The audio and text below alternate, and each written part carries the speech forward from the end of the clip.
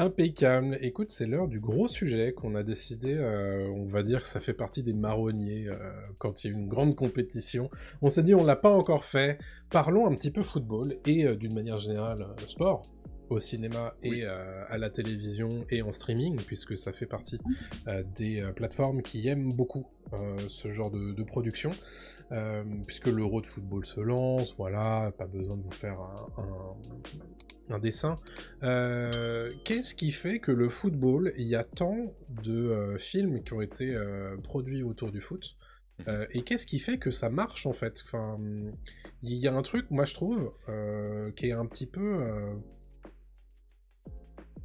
T'es dedans quoi. Souvent dans les films... Non mais il y a, les films de foot ou les séries de foot, moi particulièrement, les séries documentaires notamment, sur des clubs de foot qui jouent la relégation, enfin qui jouent justement d'éviter d'être relégués ou qui jouent la promotion. T'es à fond dedans quoi. Tu veux comprendre comment ils vont s'y prendre. Et c'est vrai que j'ai l'impression qu'il y a un peu que le foot quoi qui est capable de faire ça. On viendra plus tard hein, évidemment sur les autres sports qui marchent bien au cinéma, mais je trouve que... Enfin, en tout cas, c'est assez prégnant que les séries docu, notamment, chez les plateformes, ils aiment bien en manger, quoi. Donc ça veut dire que le public est présent. Faut revenir en fait, je pense à ce qu'est le foot aussi. C'est extrêmement Grave. fédérateur de Grave. base. C'est un sport, on le voit avec l'Euro, on le voit avec les Coupes du Monde, on le voit avec n'importe quoi, avec la Ligue 1, avec Ouais. la Champions League. C'est tout de suite très fédérateur. Et Ouais. même si tu ne supportes pas un club, tu peux quand même prendre du plaisir à regarder un match de foot parce que tu vas choisir celui qui te plaît le plus entre les deux, tu vois, entre les deux équipes, celle qui te plaît le plus. Je pense que le foot a ce pouvoir-là, comme peut l'avoir, je pense, aux États-Unis, le football américain aussi. Ouais. La NBA c'est un peu différent, le basket c'est un peu, je pense, trop resserré, ça va peut-être un peu trop vite. Que le foot en tant que sport, tu peux vraiment apprécier voilà, un match de foot c'est très facile de comprendre les règles aussi. Je veux dire, oui, c'est plus simple que le rugby, c'est sûr. Après, c'est très très simple de comprendre. Qu'est-ce qui fait aussi que ça marche au cinéma et à la télévision? Je pense que c'est les règles, comme j'ai dit, qui sont assez simple, assez facile à comprendre, plus que les règles du tennis par exemple. Il y a Challengers qui est sorti il y a pas longtemps. Je pense que quelqu'un qui connaît rien au tennis, bon bah tu peux pas lui mettre un film de tennis technique. Ouais. Le foot c'est un ballon, ça rentre et c'est fait quoi. Enfin, c'est pas très très compliqué. Au-delà de ça, c'est aussi 90 minutes. Donc ce qui est techniquement la durée d'un film en moyenne. C'est idiot hein, peut-être, mais tu vois, ça marche aussi comme ça. Il y a une mi-temps, une vraie mi-temps bien définie. Donc 2 actes, techniquement, tu vois, tu peux le voir aussi comme ça. Et si tu fais un film, je parle vraiment juste un film sur le foot, sur une rencontre. Mais là, il y a tellement d'autres œuvres qui n'ont pas fait que ça. Et il y a vraiment ce truc de... évidemment, tu peux faire affronter deux adversaires. Au lieu que ce soit que 2 équipes, tu peux aussi mettre à l'intérieur les 2 entraîneurs. Tu peux aussi mettre, tu vois, 2 stars du foot qui s'affrontent, tu vois, dans 2 équipes adverses, etc., etc. Donc, tu as beaucoup de possibilités de scénario, de narration et de tiroirs en fait que tu peux ouvrir avec le football. Je pense que c'est plus compliqué sur un film sur le volleyball par exemple ou sur le hand. Et puis, c'est international surtout. C'est international, alors c'est évidemment moins fédérateur aux États-Unis parce que eux, pour eux, le football c'est autre chose que notre football, même si maintenant ils s'y mettent un petit peu plus puisqu'ils débauchent de nombreuses stars, etc. Mais le soccer, mais c'est vrai que, en tout cas en Europe particulièrement, il y a une culture football qui a déjà plusieurs grosses décennies d'histoire, et les clubs aussi ont une histoire et du coup des supporters, etc. Donc ça aide.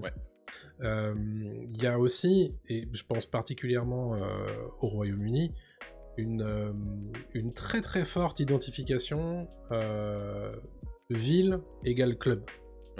Et donc du coup ça, mathématiquement, ça crée des histoires en fait.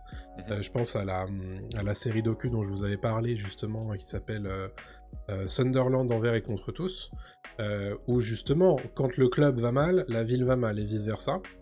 Et en fait, et tu vois les gens, tu sais, qui s'identifient à fond, c'est-à-dire qu'ils ont Chez eux, ils ont des hôtels à la gloire de leur club. Et donc, cette série qui a fait 3 saisons, mais je pense pas qu'ils en feront une 4e. Mais, et donc, du coup, quand ils sont relégués 2 années de suite, tu te dis, putain, mais comment ils vont sortir de là? Et tout de suite, en fait, ça crée une intrigue, même pour toi qui, évidemment, vient pas de Sunderland, parce que il y a un objectif qui est clair. Il y a des acteurs qui sont définis assez facilement, c'est-à-dire que t'as le manager, t'as le coach, t'as les stars, entre guillemets, du club. Donc, tout de suite, tu vois quels sont les antagonistes aussi, tu vois, c'est assez des rôles, facile. en fait, tout de ouais, suite, c'est exactement, des rôles. les rôles sont très identifiés tout de suite, Ouais. et ça marche Bah bien, oui. parce que tu te dis, ok, mais tu peux aussi faire du drama autour de ça, parce que tu te dis, ok, là, ça marche, enfin, là, en ce moment, ils ont une bonne dynamique, mais là, ils arrivent sur les playoffs, et c'est des matchs coup près, etc. Donc, tout de suite, t'as du suspense qui se met en place, et je trouve que ça marche bien. Alors ça, du coup, il y a pas mal de sports qui ont cette typologie-là, hein, évidemment, mais je trouve que ça marche particulièrement bien avec le football pour les raisons que tu as évoquées tout à l'heure. Je pense que ça marche bien. Je pense que les postes aussi sont très définis. Bon, on peut en parler très longtemps hein, sur le sujet. Mais tu vois, par exemple, les postes sont très définis. Il y a attaquant, défenseur, milieu de terrain. Je veux dire, ça aussi, tu vois, ça définit très, très clairement.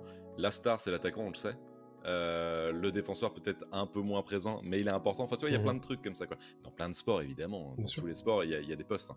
Mais je pense que pour le grand public, c'est très facile, en fait, de comprendre le foot. Et je reviens encore là-dessus, je pense que c'est assez évident. Et je vais prendre la série, par exemple, Ted Lasso. C'est exactement ce que tu viens de faire, ce que tu viens de décrire avec ton documentaire que j'ai pas vu. Hein. Bien sûr. C'est Sunderland, c'est ça? Ouais. Sur un club qui peut aller bien comme aller mal. Et tu vois tout de suite ce qui se passe si ça déraille au niveau du coach, si ça déraille au niveau de la star du club, parce que la star du club, en fait, c'est quand même un leader, donc peut-être qu'elle va aider, tu vois, à aller mieux. Tu vois aussi les à côté dans Ted Lasso. C'est une comédie, hein, Ted Lasso, mais tu vois quand même les à côté où le pub où tout le monde se retrouve pour regarder le match, c'est quand même ultra fédérateur, c'est ultra important. Et ça permet d'avoir plein de strates, je trouve, très facile à mettre en place. Et puis aujourd'hui, on a aussi de très beaux docus. Bon, il commence à dater un petit peu, mais c'était Zidane, portrait d'une légende du 20e siècle, qui était super. C'est vraiment le match je sais plus quel match de foot c'était pour lequel il a été filmé, mais c'était littéralement un match de foot en entier où Zidane est filmé, quoi. Et t'as l'impression de regarder un film. Un film d'action, faut pas déconner, mais c'était un super docu, quoi. Mais il y a un côté très théâtral aussi dans le sport, pour parler plus d'une manière générale, où les esprits s'échauffent vite, parce que souvent on met beaucoup d'enjeux dans une rencontre. Il y a aussi, souvent quand on est sur les matchs à élimination directe et que tu as des matchs coup près, forcément l'enjeu il est énorme, c'est-à-dire que si tu gagnes pas, en fait t'es viré, quoi. Donc c'est évidemment, et puis alors après, comme si tu rajoutes en plus la dimension économique de si on gagne pas, là on est relégué, donc ça veut dire qu'on gagne plus de thunes, machin. Donc il y a un vrai il y a une dimension qui est très complète, en fait, dans plein de choses, comme dans un match. Il y a l'émotion, il y a le pognon, il y a plein de trucs qui rentrent en jeu, en fait, et donc c'est un tout qui fait que tu peux forcément créer une œuvre ultra intéressante autour du foot, quoi. Après, faut pas tomber dans les travers du foot cliché, mais tu peux faire aussi des drames, tu vois. Il y a Coup de tête avec Patrick Devers, tu peux faire des grosses comédies potaches avec 3-0, tu peux tout faire, en fait, avec le foot. Enfin, tout est fait. Shaolin Soccer qui illustre c'est ça, j'allais le citer justement, parce que Shaolin Soccer, pour le coup, et ça me fait un petit peu penser au délire Olivier Tom, Captain Tsubasa, où en fait tu peux tout faire avec le sport, dans le sens où tu peux même aller jusqu'à un animé japonais qui joue complètement avec la réalité, parce que évidemment un match de foot dans Captain Tsubasa, bon, il se passe 20 minutes, mais il a toujours pas traversé le terrain, tu vois. Mais en fait c'est un peu ce délire-là, et Shaolin Soccer notamment est un vrai exemple à mon avis, c'est qu'en plus tu peux aller dans le loufoque si t'as envie, et il y a un vrai dynamisme aussi dans ces corps qui jouent avec un ballon, etc. Et comment tu peux jouer de ça avec justement Shaolin Soccer et ces gens qui utilisent un petit peu les techniques Shaolin pour jouer. Donc, mais souvent, en fait, sur les films les plus intéressants, t'as aussi des dimensions sociales. Tu sais, genre, tu sais que tu sais pourquoi les personnages jouent. pour dépasser une certaine, enfin, un certain niveau dans lequel ils vivent, etc. Tu vois. Il y a aussi le côté David contre Goliath, Ah bah notamment tu vois, complètement, ça marche avec la tellement. relégation et tout. Enfin, Bien ça sûr. marche toujours. Tu vois, oh là là, est-ce qu'ils vont être relégués? Est-ce que ça va marcher? Est-ce que machin?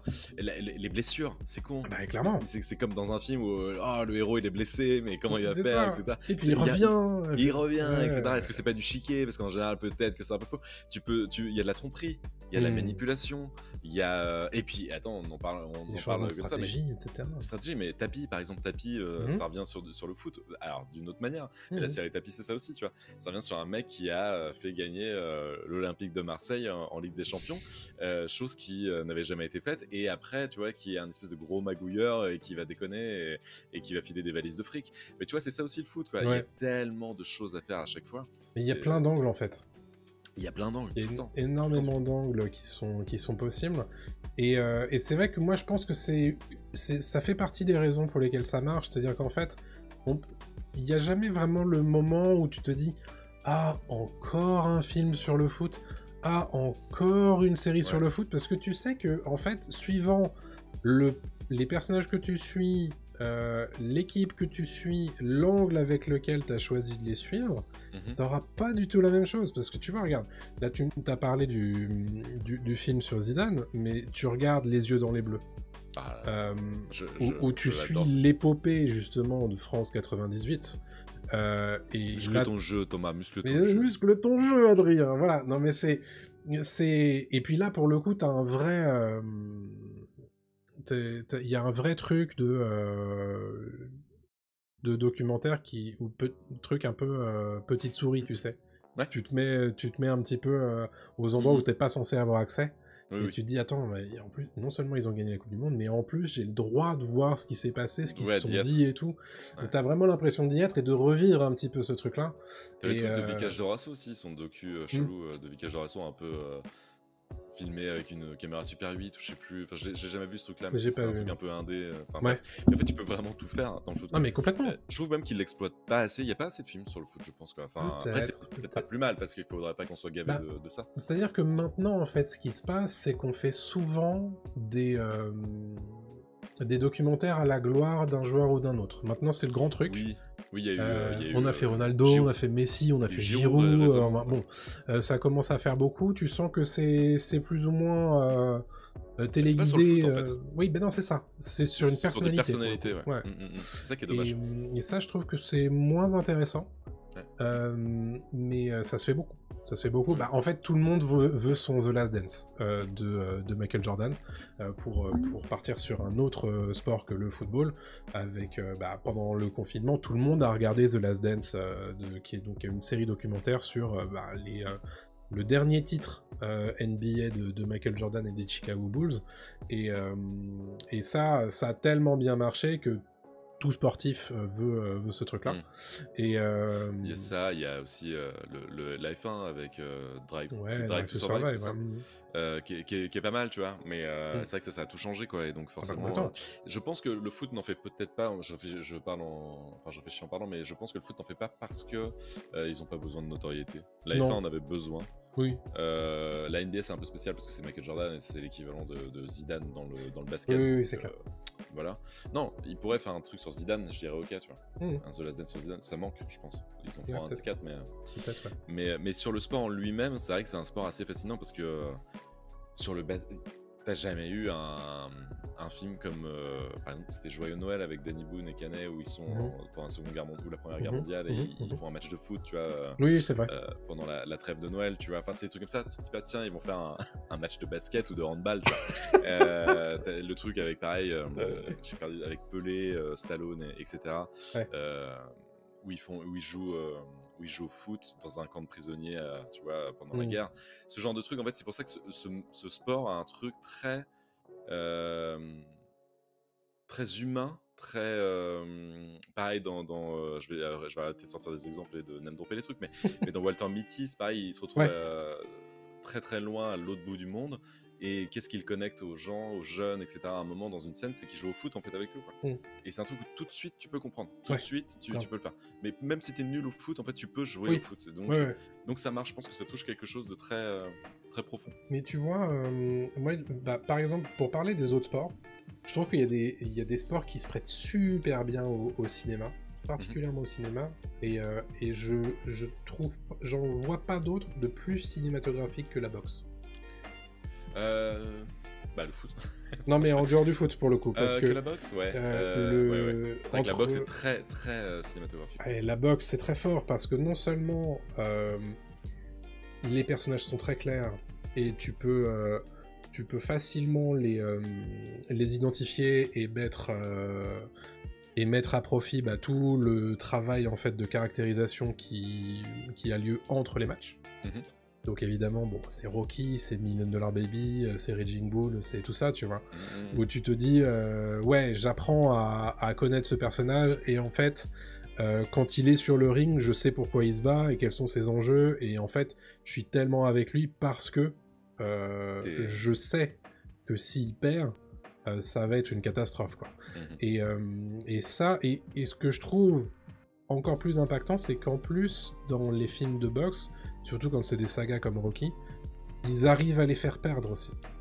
Ce qui est pas forcément toujours le cas des films de foot, où souvent ça se termine et il faut que ça gagne, tu vois. C'est vrai. Mais parce que l'enjeu est peut-être encore plus collectif, évidemment, et il y a un truc plus large que dans la boxe. Tu viens vraiment sur l'humain et sur une seule personne en général, quoi. Mais c'est vrai que Creed, Rocky, etc. Je trouve que les derniers Creed gèrent bien ce truc-là. Grave. Il faut pas forcément gagner tout le temps. Et justement, même quand tu gagnes, est-ce que t'es un vrai gagnant? Est-ce que c'est cool de gagner? Pas forcément non plus, tu vois. Grave. C'est vrai que la boxe là-dessus, c'est super intéressant. Et Creed est très fort aussi là-dessus. Après, notre gros sujet, c'est sur le foot, mais c'est vrai que Creed, on parlait d'animé tout à l'heure, joue là-dessus. Michael B. Jordan est très fan d'animé, et la séquence finale de Creed dans le ring, c'est un animé en live action, quoi, un peu, quoi. Et donc, c'est vrai que les films de sport ont aussi la possibilité de s'inspirer de plein d'œuvres différentes, de plein d'autres genres, et le foot, je pense, c'est un super canevas pour ça. Grave. Mais c'est vrai que l'Euro, là, ça donne envie de regarder d'autres, des films ou des séries sur le sport en général, et c'est vrai que c'est notamment le foot, quoi. Mais c'est clair. Ouais, je sais pas si j'aurais des trucs de foot à recommander particulièrement. Alors si, je vous l'ai déjà recommandé dans ce podcast, mais Sunderland, c'est stylé sur les 2 premières saisons. Les yeux dans les Ryan bleus. Gosling, c'est pas mal aussi. Ouais, alors j'ai pas vu encore Wrexham, mais je pense que c'est le même délire. C'est le même délire. En fait, c'est Ted Lasso version vraie, quoi. Enfin, en réel, un peu. Pour l'histoire, c'est qu'en gros, Ryan Gosling et Ron McElhenney récupèrent en fait un club de foot anglais qui est en perdition totale, quoi. Et dans la vraie vie, hein. Et c'est un documentaire, c'est pas du tout une fiction. Et en fait, ils mettent le fric pour que ça fonctionne, et ils y connaissent rien du tout, mais eux, ça les fait marrer de suivre ça, et en fait, ça fonctionne. C'est-à-dire qu'au fur et à mesure, ils gravissent les échelons, ils commencent à gagner des titres, et là, actuellement, je sais plus, je crois qu'ils sont passés à l'équivalent de la Ligue 2, peut-être, oui, je crois. Anglaise, je crois, un truc comme ça. Et ils partaient de très très loin, quoi. Donc c'est assez ouf. C'est assez ouf, donc ça, je vous le conseille. Ted Lasso, évidemment, si vous voulez passer un bon moment, c'est rigolo, c'est pas que une série sur le foot. En fait, vous pouvez mater ça sans connaître le foot, mais c'est vrai que c'est rigolo d'avoir les petites références à chaque fois. Grave. Et puis après, des grands classiques, je l'ai dit, coup de tête, le docu sur Zidane, il est toujours aussi bien. Et puis c'est vrai que c'est souvent des docus. Ouais, et je trouve qu'en fait, alors, je sais pas si c'est du sensationnalisme ou si c'est juste parce que c'est bien monté, mais souvent, en fait, les docus, ils sont assez haletants, quoi. Parce qu'ils arrivent à te dire, enfin à te faire comprendre assez facilement les enjeux, et puis te faire parler les bons intervenants au bon moment avec la bonne citation et tout. Et ça, je trouve que ça marche bien, quoi. Et ça fonctionne très très bien. Et ça c'est plutôt cool. Et non. Sinon, moi, franchement, en film de foot, le seul que j'ai vraiment en tête, c'est Shaolin Soccer, quoi. Ouais, j'étais très content, il faudrait que je le revoie. Mais en fait, je l'ai revu et c'est moins sympa que ce que j'avais en tête. Oui, je pense qu'il est un peu vieilli en plus. Ouais, il est un peu vieilli. Ouais, ouais. Mais bon, quand même. Il y voilà, a ça joué reste comme un truc. Beckham aussi. Oui, c'est J'avais vrai, vu ça. Ouais, ouais. c'est clair. Non, mais comme quoi, en fait, on peut faire plein de trucs parce que le jouet comme Beckham, c'est sur Bah, de fou. l'émancipation féminine, etc. Mm. Donc, c'est pas Mais forcément carrément. un film de foot, quoi. Mais Et c'est vrai qu'on n'en fait plus trop, en fait, des films pour le cinéma qui sont vraiment des fictions et qui se basent sur le foot, quoi. c'est rare. Je trouve que ces derniers temps, C'est assez rare. Parce que je pense que le foot en a peut-être plus besoin. Ah, c'est vrai, Les Seigneurs avec Joey Stern, nous dit Franck. C'était pas très bien. Non, Seigneur et Joe, ça, mais c'était pas très, très bien. je vais pas dire que c'est relativement récent, mais bon, par rapport à ceux qu'on Ça a cite, combien de... un peu, quand même. 7 ans je vais regarder. Le Seigneur, un truc comme ça, ouais. Ouais, ouais. 2012. Oui, 12 ans déjà. What La Non, vache. waouh, ok. Eh bah, dis donc. Oui, oui. Ouais. Et on vieillit, et bah ok. Bref, bah voilà. Mais en tout cas, c'est vrai que c'est un sport assez intéressant pour ça. On voulait en parler parce que Grave. c'est un super canevas, encore une fois, ouais, pour le cinéma et la Je télé. crois que j'ai vu ce film aussi, 2015, La Dream Team. Alors c'est avec Depardieu et Mehdi Sadoun qui reprennent ça une me dit quelque équipe chose. de foot. Mais genre Ok. vraiment une équipe de foot de gamins, quoi. Ouais. Bon, Ça 2015. me dit quelque chose, vaguement. Ouais. Ça me dit quelque chose aussi. Voilà ce qu'on voulait vous dire. C'était vraiment histoire de parler un petit peu de ça, sachant qu'on ne peut pas regarder le match de toute façon. Et oui, on sait pas Qui combien a il y a, dû là. commencer il n'y a pas si longtemps que ça, mais a priori, le score ne nous est pas donné, donc c'est qu'il y a 0-0, j'imagine.